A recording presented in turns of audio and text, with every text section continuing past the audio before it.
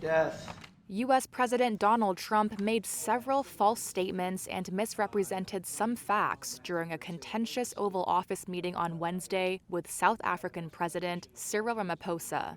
Here's a look at some of the claims made by Trump about the alleged persecution of South Africa's white minority. Number 1, there is a genocide of white farmers in South Africa. Persecution or genocide going on. This conspiracy theory has been propagated by some fringe groups of white South Africans since the end of apartheid in 1994. It's been circulating in global far-right chat rooms for at least a decade. Supporters point to murders of white farmers in remote, rural areas as proof of a politically orchestrated campaign rather than ordinary violent crime, and accuse the government of being complicit. The government strongly denies this. South Africa has one of the world's highest murder rates, and police recorded over 26,000 murders in 2024. 44 were linked to farming communities, and of those, 8 were farmers. Data collected by white farmers themselves also does not support the notion of genocide. People who do get killed, unfortunately through criminal activity, are not only white people. Majority of them are black people. Number 2, the government is expropriating land from white farmers without compensation, including through violent land seizures, in order to distribute it to black South Africans. But you do allow them to take land.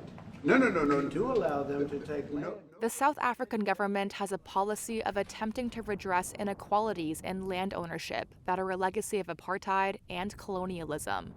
But no land has been expropriated, and the government has instead encouraged white farmers to sell their land willingly. Some 3/4 of privately owned farmland is in white hands, who make up less than 8% of the population.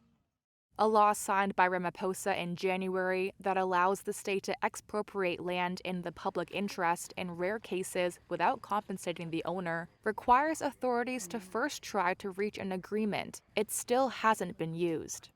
Number 3, the Kill the Boer song. Trump played a video clip of the song in which some black South Africans call to murder Afrikaners. The song dates back to the resistance against apartheid. 3 South African courts have ruled against attempts to designate the song as hate speech, on the basis that it is a historical liberation chant, not a literal incitement to violence. Number 4. Both sides of the road, you have crosses. Trump played a video clip showing a long line of white crosses on the side of a highway, which Trump said were burial sites for white farmers. Those people were all killed. Have they told you where that is, Mr. President? The crosses did not mark actual graves. The video was made in September 2020 during a protest against farm murders. An organizer told South Africa's public broadcaster at the time that the crosses represented farmers who had been killed over the years. Number 5, Trump held up a sheet of paper with a picture of people lifting body bags. These are all white farmers that are being buried. The image actually shows humanitarian workers burying bodies in the city of Goma in the Democratic Republic of Congo.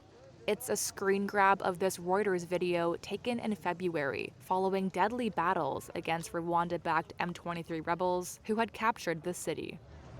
Number 6. Just put this on, it's right behind you. The opening scene of the White House video shows Julius Malema of the Marxist Economic Freedom Fighters, or EFF, in Parliament announcing, "People are going to occupy land. We require no permission from you, from the president." There was also another clip of him pledging to expropriate land. Some land has been illegally occupied over the years, mostly by desperate squatters with nowhere to go, although some land seizures are politically motivated. The land is usually unused, and there is no evidence the EFF orchestrated any land invasions.